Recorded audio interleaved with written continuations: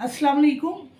आज की इस वीडियो में मैं आपको इंतहाई आसान तरीके से स्ट्रेस को रिलीज़ करने का तरीका बता रही हूँ।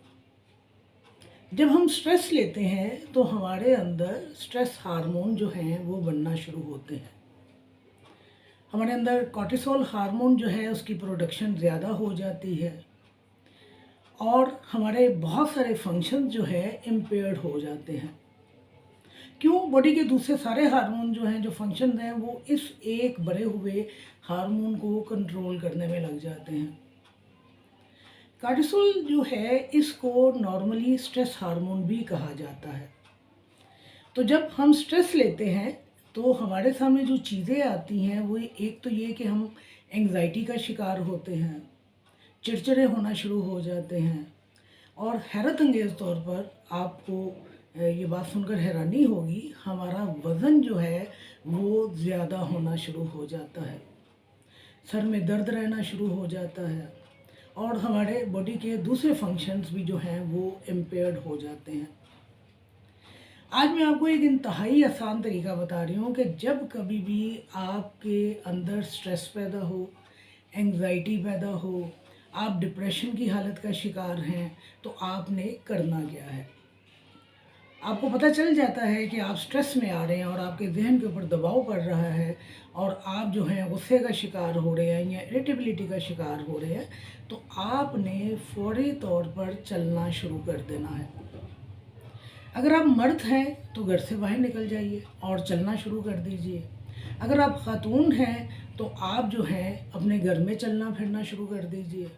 अगर आपके घर में इतनी जगह नहीं है कि आप आसानी के साथ चल सकें, जैसे कोई सहन नहीं है या बड़ी छत नहीं है जिस पर आप चल सकें, या आपकी गली ऐसी नहीं है कि आप गली में चलना फिरना शुरू कर सकें, या और टाइम है, तो आप अपने कमरे में ही चलना शुरू कर दीजिए। और बिलफर्ज महाल अगर आपके कमरे में भी चलने की जगह नहीं है, तो जिस तरह बचपन में सज़ा के तौर पर आपको उठक बैठक करवाई गई है, बिल्कुल आप उसी अंदाज में खड़े होकर उठक बैठक शुरू कर दें। अगर आपके लिए उठक बैठक करना भी मुश्किल है, जैसे कि आप एजिड हैं या आपका वज़न ज़्यादा है और नीचे जाते हुए आपको तकलीफ़ होती है, फिर ऊपर आना उससे ज़्यादा मुश्किल, तो आप स्टैंडिंग पोजीशन में आए और चलना शुरू कर दीजिए।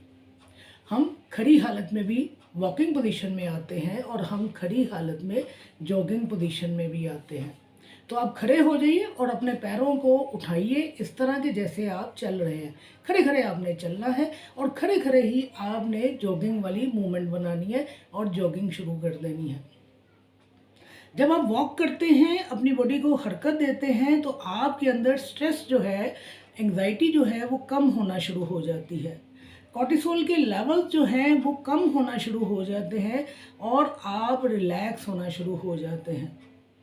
कॉर्टिसोल के लेवल जब बढ़ते हैं तो आप एंग्जाइटी का, इरिटेबिलिटी का शिकार होते हैं और जब कॉर्टिसोल के लेवल कम होते हैं तो आपकी बॉडी जो है रिलैक्स कर जाती है।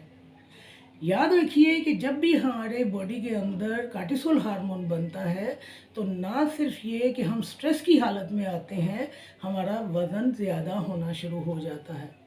लिहाजा अगर आप स्ट्रेस से बचना चाहते हैं, एंग्जाइटी से बचना चाहते हैं, वेट गेन नहीं करना चाहते, तो जब कभी भी स्ट्रेस हो, एंग्जाइटी हो, डिप्रेशन हो, अपने आप को फ़ौरी तौर पर हरकत में ले आइए। और अगर आप ये भी नहीं कर सकते कि आप खड़े हो सकते हैं, खड़ी पोजीशन में आप चल नहीं सकते, आप जॉगिंग नहीं कर सकते, आप कमरे से बाहर नहीं जा सकते, तो बिस्तर पर लेटे-लेटे अपने बॉडी ऑर्गन को मूव करना शुरू कर दीजिए। यानी जिस तरह आप स्कूल टाइम में पीटी किया करते थे, तो अपने बाजुओं को उस अंदाज में हिलाना शुरू कर दीजिए। लेटी हुई हालत में आप साइकिलिंग शुरू कर दीजिए, पैडल चलाना शुरू कर दीजिए।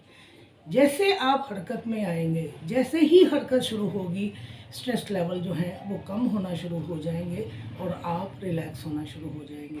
शुक्रिया।